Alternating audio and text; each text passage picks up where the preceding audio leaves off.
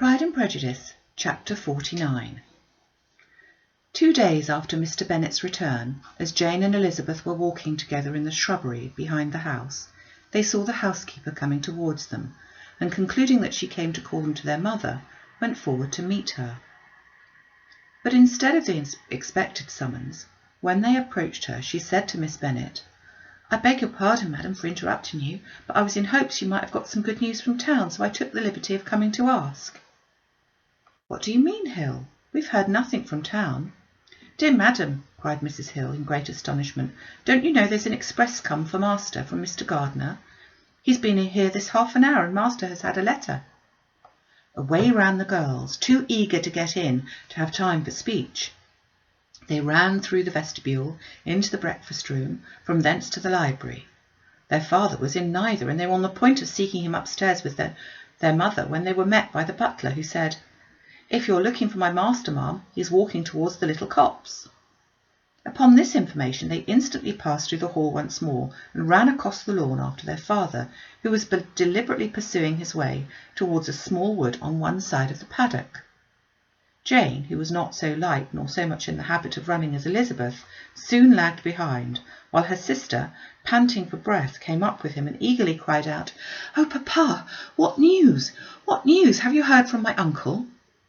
"Yes, I've had a letter from him by express." "Well, and what news does it bring? Good or bad?"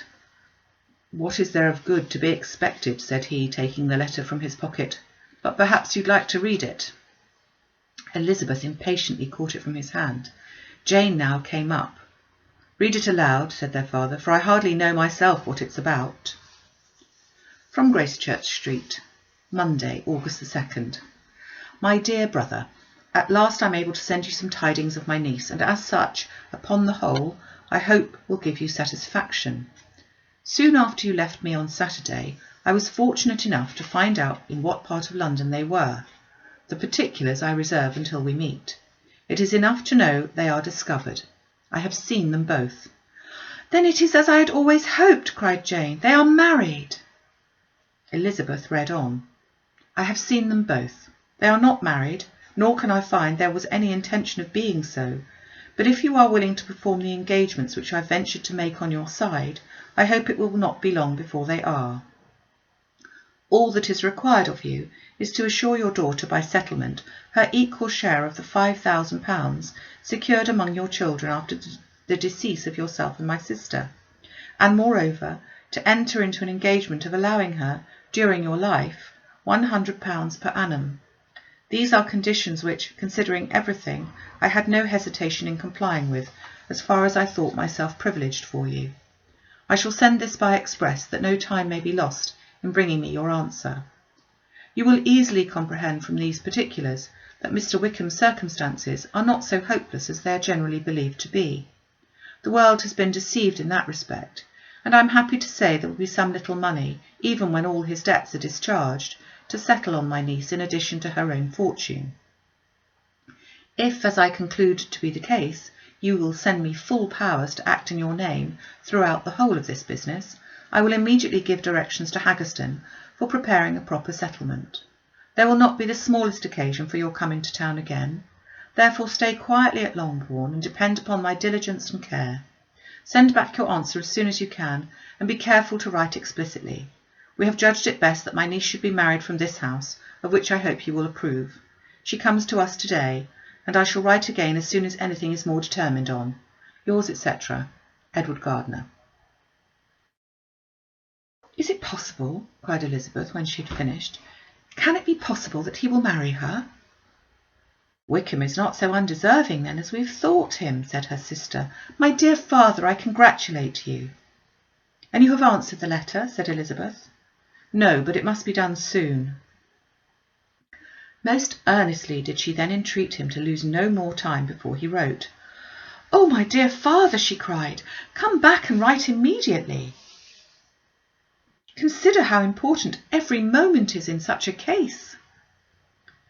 "Let me write for you," said Jane, "if you dislike the trouble yourself."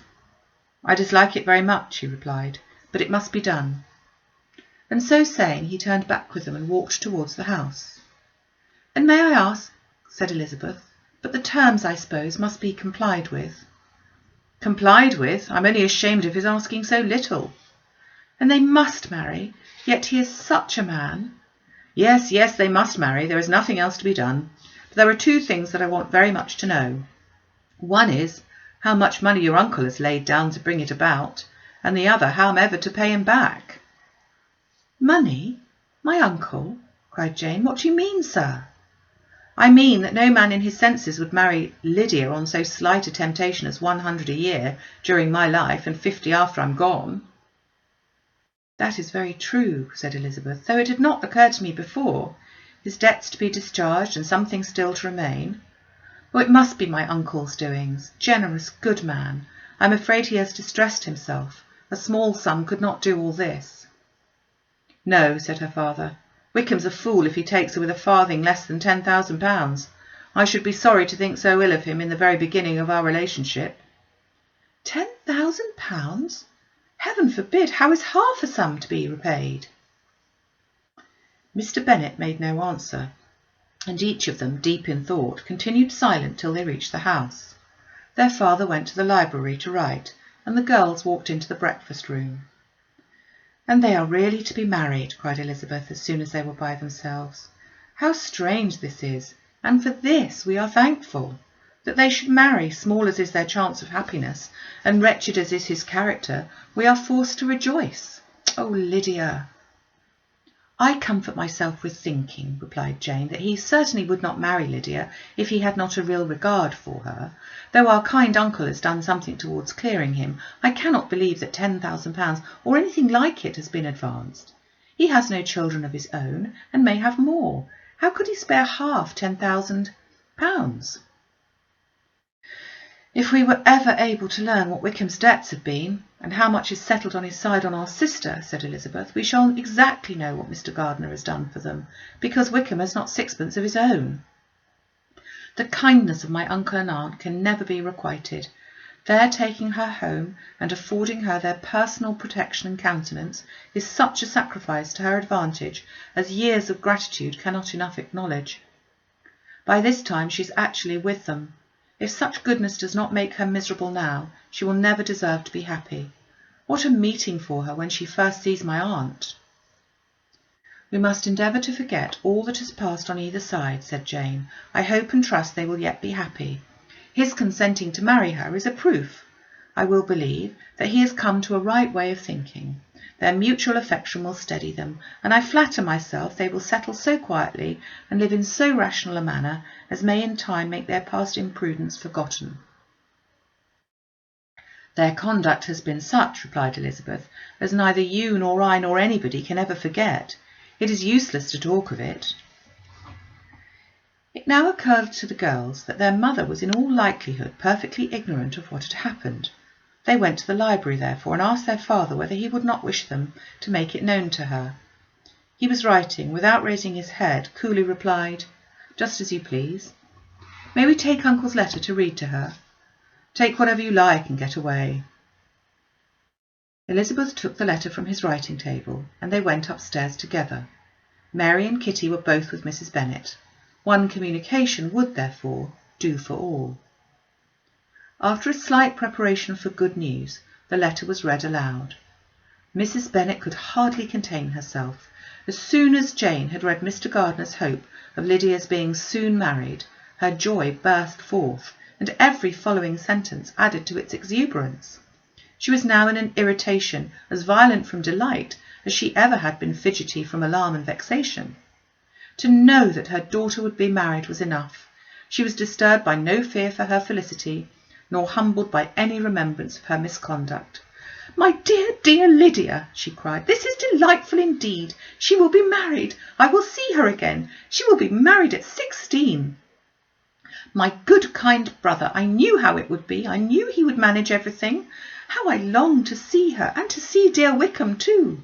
But the clothes, the wedding clothes. I will write to my sister Gardiner about them directly. Lizzie, my dear, run down to your father and ask how much he will give her. Stay, I'll go myself. Ring the bell, Kitty, for Hill. I will put on my things in a moment. Oh, my dear, dear Lydia, how merry we shall be together when we meet."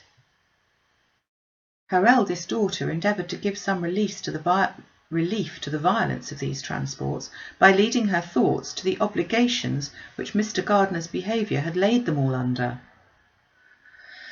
"For we must attribute this happy conclusion," she added, "in great measure to his kindness. We are persuaded that he has pledged himself to assist Mr Wickham with money." "Well," cried her mother, "it's all very right. Who should do it but her own uncle? If he had not had a family of his own, I and my children must have had all his money, you know, and it's the first time we've ever had anything from him, except a few presents. Well, I'm so happy. In a short time I shall have a daughter married. Mrs Wickham, how well it sounds! And she was only 16 last June.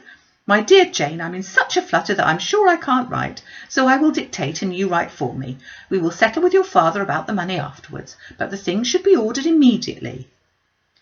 She was then proceeding to all the particulars of calico, muslin, and cambric, and would shortly have dictated some plentiful orders, had not Jane, though with some difficulty, persuaded her to wait till her father was at leisure to be consulted. One day's delay, she observed, would be of small importance, and her mother was too happy to be quite so obstinate as usual. Other schemes too came into her head. "I will go to Meryton," said she, "as soon as I am dressed, and tell the good news to my sister Phillips, and as I come back I can call on Lady Lucas and Mrs Long. Kitty, run down and order the carriage. An airing would do me a great deal of good, I'm sure. Girls, can I do anything for you in Meryton? Oh, here comes Hill. My dear Hill, have you heard the good news? Miss Lydia is going to be married, and you shall all have a bowl of punch to make merry at her wedding." Mrs Hill began instantly to express her joy. Elizabeth received her congratulations among the rest, and then, sick of this folly, took refuge in her own room, that she might think with freedom. Poor Lydia's situation must at best be bad enough, but that it was no worse she had need to be thankful. She felt it so, and though, in looking forward, neither rational happiness nor worldly prosperity could be justly expected for her sister, in looking back to what they had feared only 2 hours ago, she felt all the advantages of what they had gained.